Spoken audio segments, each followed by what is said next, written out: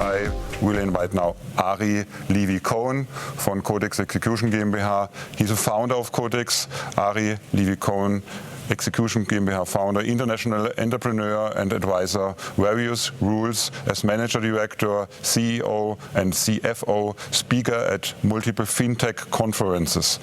Arie ist ein internationaler Unternehmer und ist eben in verschiedenen Funktionen als Geschäftsführer hier tätig.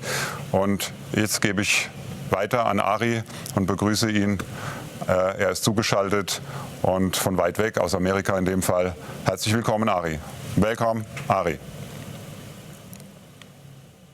My name is Arie Levy Cohen. I'm the founder of Codex Execution. I'm here to give a brief talk about what we see in the future with regards to global economics, finance, and the transitions we're facing and why Switzerland plays such an important role. So who we are Codex Execution. What we do in the most basic essence of our deliverable is to deliver Switzerland as a service. So what are our clients telling us? Clients are telling us that we are facing the end of the debt supercycle at a global level, the end of the confidence in the public sector. No one could have anticipated that COVID would have had the impact that it did. No one could have anticipated that COVID would have happened. So sadly, this is an accelerator. So the end of confidence in the public sector, or at least in my view, the debilitation of the public sector's trust by the people has been shaken in many parts of the world. One could say with certainty that this is true in the United States. We also see, and we're being told that we're facing the end of a centralized dominion over the networks. This might be true. Blockchain as a decentralized service and a decentralized technology could potentially balance off the hegemonic centralized dominion over networks, and we might see a balance between both centralized and decentralized networks with a fair share of distributed networks all over. Clients also tell us that we will see the end of cash and the current monetary system with it. And what does this mean? So this means that paper money, as we today use and is today being created, may be phased out over time, but sooner rather than later. We also see examples of this in China, also ready to issue a new digital cryptocurrency, albeit centralized. This is also true by way of many central banks around the world preparing to, if not seriously digging into the idea of cryptocurrencies using blockchain and various different modalities of such. Ripple, Bitcoin, Ethereum are, through consensus, for example, working very diligently with many central banks around the world to educate, help, and further along the idea of a digital currency system for the world where the end of cash seems to be more and more in sight as we approach those days where most central banks will be comfortable issuing their own digital currencies. So what clients are also telling us is that there will be soon, at some point further down the line in this presentation, I will talk about this, the end of the US dollar as the hegemony, the US dollar hegemony as the reserve currency of the world. We don't have a replacement at this time, and therefore that is probably something that seems very far away. However, at some point, all reserve currencies are replaced by another, and the US dollar may potentially not be an exception. So if this is true, then blockchain and cryptocurrencies, as well as the US dollar as a reserve currency, may potentially also face some challenges, if not a replacement. If this is true, then the end of the New York US Federal Reserve supremacy as a financial capital of the world might also be challenged if that takes place. And some clients are quite convinced that this is going to occur. It's a matter of when, not a matter of if. And so it's easy to assume that if the end of the reserve currency in the United States as the US dollar dies, that the New York Fed also may lose its position as the supreme financial capital of the world. So what else do clients tell us? The end of the personal and corporate privacy reality. This obviously has been taking place over time.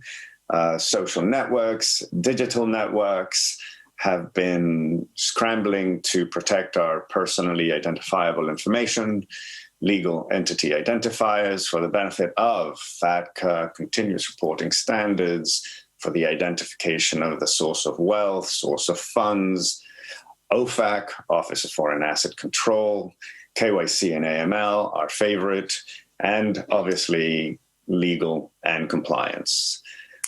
These are probably, for me, some of the most important benefits that Switzerland provides. These are the meat of where I see Switzerland being such a strong deliverable of service.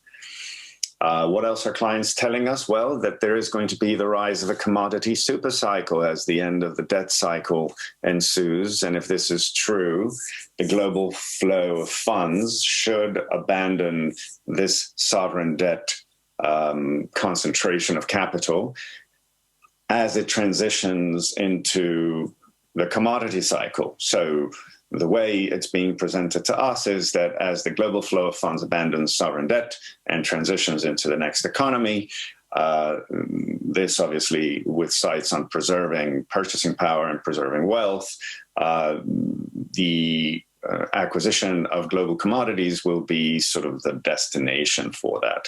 So what does this mean? This means that if the concentration of capital today is in a promise to pay, which is debt, and that debt is being challenged around the world because of a possible loss in the public sector, a possible decline in the debt supercycle, and all of the preceding factors that our clients are raising our awareness to, then moving into a commodity supercycle might very well make sense.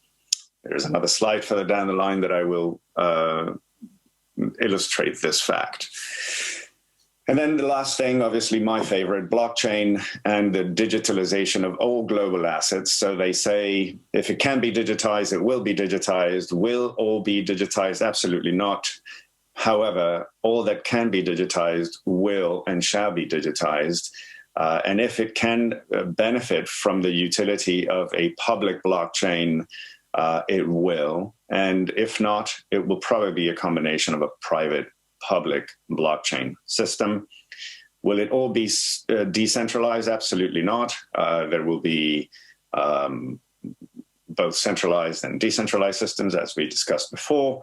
And the idea, obviously, for Switzerland and for us at Codex would be for blockchain to be the preferred tool as we transition into a continuous real-time auditing, which would be ideal for all regulators and trust in the systems that these regulators are extracting knowledge from. So a truthful, immutable financial system of debits and credits, whereas all the transactions are known ab initio, so transactional omniscience. So this rise of blockchain and the digitalization of global assets to be transacted on top of a continuous real-time auditing ledger that will provide a truthful and immutable financial system of debits and credits, as transactional omniscience seems to be more today than ever before at hand. So this is a summary of what we have identified from clients and resources, as well as sources of research in economics and finance and global macro leaders and thought leaders that we believe we are facing. And if these considerations are to become a reality, then Switzerland is ideally positioned to tackle each and every single one of these with excellence. And this is our central belief at Codex Execution, and why we believe Switzerland as a service is an idea whose time has come. So here an example of what has historically occurred as world capital investment accumulates in various jurisdictions as well as various market sectors. So the world capital investment idea comes from, as I read, capital investment that always moves from one nation or region to another, as well as between various sectors. So what are we seeing here? We're seeing that historically, Europe used to be where capital would concentrate, and wherever there was an empire in Europe that rose, be it the Roman Empire or the British Empire or the Spanish Empire, not in that order necessarily, capital would concentrate within each one of those empires in Europe, first in real estate, reach its peak, and then transition into stocks. Stocks would further develop the economy, and then that would also reach its peak, and then wealth would become accumulated in bonds, promises to pay. As we all know, there's this old adage saying that gentlemen buy bonds, and these are the world's depository of wealth. When empires start to see a decline and the bond markets are shaken, most of the wealth seeks accumulation into the commodities world because they are tangible, because they cannot be challenged whether they have or they don't have value. They always have value in the eyes of the markets. Whether the promise is or isn't available, the commodity always exists. So this is where we always see empires gravitate towards. So gold, silver, all manner of commodities that you could imagine for building and for transacting in any type of commodity that you could potentially transition out of paper and into the physical asset.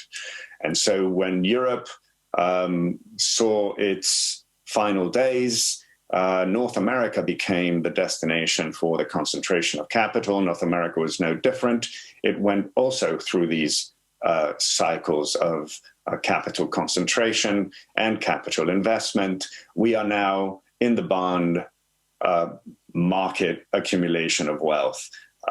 But if, as we saw before, the intelligence we're receiving is true, the end of the confidence and the end of the debt supercycle is near. And if that is the case, the rise of the commodities supercycle is around the bend for North America, which basically says that it is likely that if this historical model sustains and maintains its cyclical historical accuracy, we will see capital concentration from bonds move into the commodities sector. And this will potentially justify a rise in the price of gold, silver, all types of commodities. And for those cryptocurrencies that are still being seen as commodities, cryptocurrencies as well, Bitcoin, Ethereum, and the like.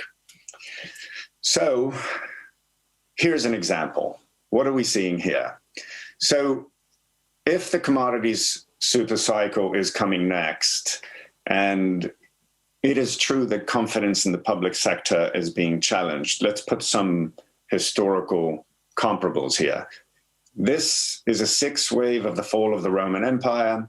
How it happened in detail is probably a full-blown presentation for another time, but suffice it to say, for the purposes of this discussion, this sixth wave of the fall of the Roman Empire is captured from a quantitative point of view in the cyclical balance between the public and the private sector dominating the rise of the capital concentration and the investments and the growth of the monetary system within the Roman Empire. Obviously, as you could see, on the sixth cycle, the private sector was in charge, and it had a pretty bad day. And most capital that was concentrated in that last cycle moved over to commodities, and they transitioned those commodities over to the next empire. Now, here's another similar chart. This is the sixth wave of the current global economy. And sadly enough, it looks pretty similar to that of the fall of the Roman Empire. And again, if these projections are true, and if these calculations do hold, so far they have, the public-private cycle between these two forces seems to be holding fast. And so now we are in 2020, and we are headed into what appears to be the last push of the private sector's expansion.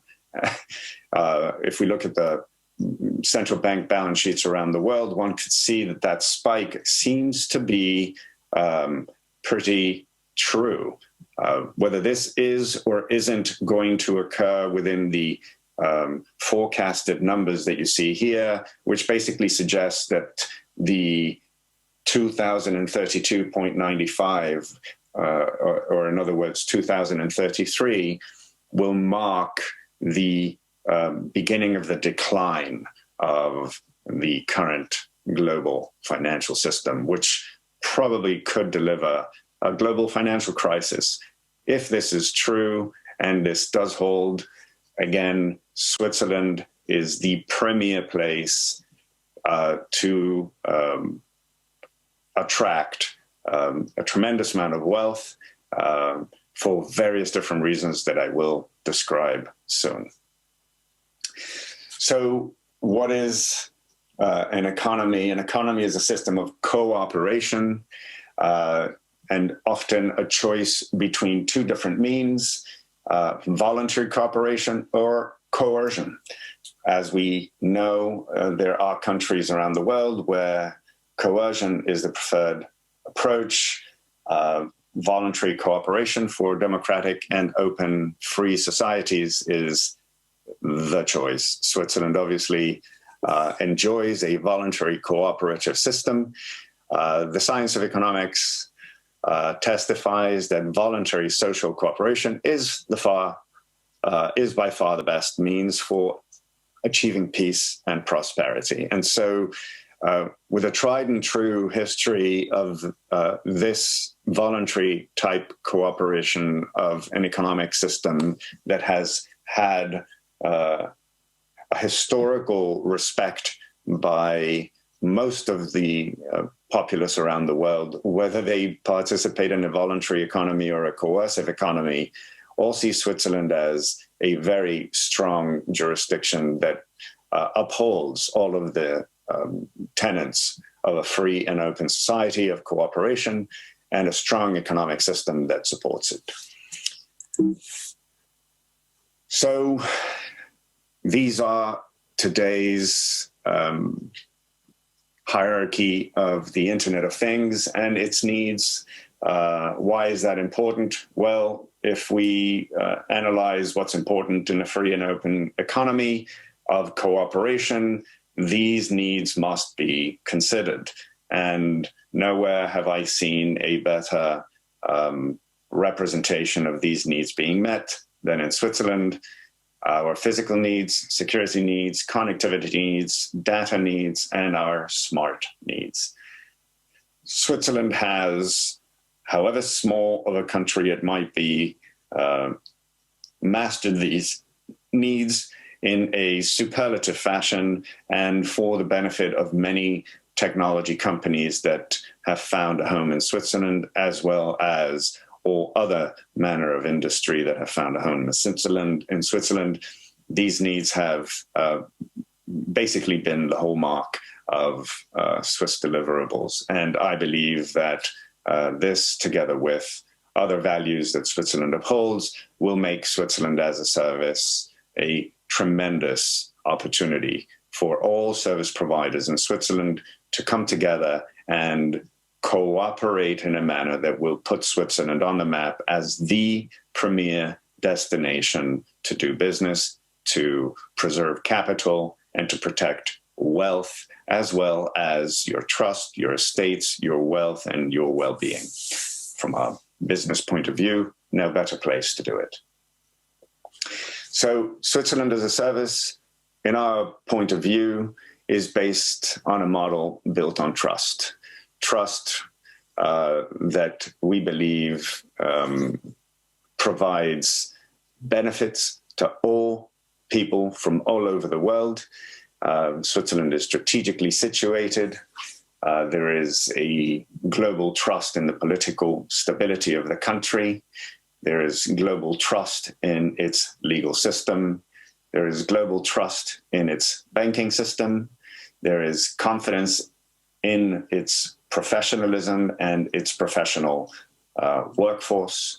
The protection of private information in Switzerland is historically central to its ethos. Excellence in the level of service has always been known to be top tier. And as I said before, Switzerland is a cooperative and competitive workforce that delivers excellence to the world. In a time like these, where we all find ourselves in the face of a major global pandemic and what could potentially ensue as a result of this pandemic being what it is, a global financial crisis, and the potential for Switzerland to be a destination for many, many ultra-high net worth individuals, Switzerland as a service seems to be a very good idea. So